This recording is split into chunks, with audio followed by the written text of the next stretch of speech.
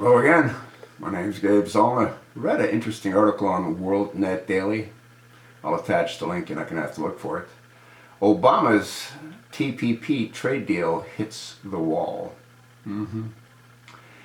Now, as you may or may not know, Congress rolled over and allowed Obama to negotiate without having any ability to change whatever Obama wants to negotiate. And this is the Trans-Pacific Pact deal. And what the treaty would do, it would encompass more than 40% of the world's gross domestic product. It appears that it's sort of hit a wall. And what I derived from this is sort of summed up in this paragraph.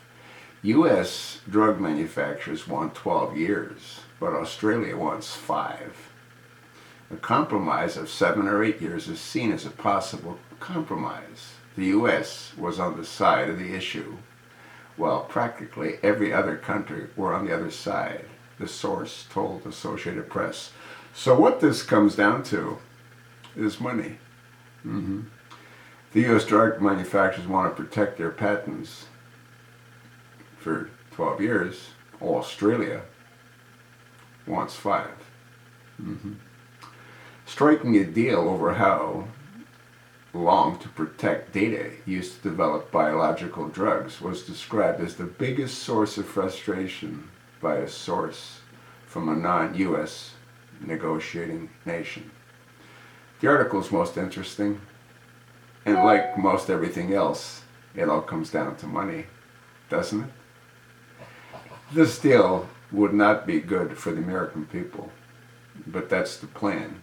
There's nothing that this floppy-eared, crack-smoking, homosexualist, Muslim, extremist, Sunni Arab has ever done that's been good for the American people. Something you might want to look into. And I believe this to be true, and I think I've posted videos on this topic earlier on.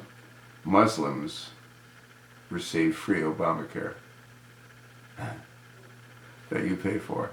Might that explain why you have such high premiums and high deductibles to cover the hundreds of thousands of Muslims that he's bringing into this country that receive free Obamacare?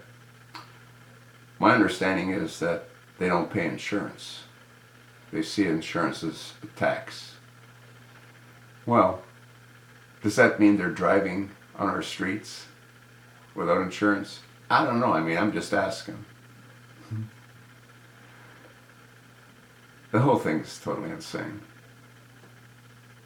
You know, if I had $1 for every time I've said insane in my videos, I'd have an awful lot of money.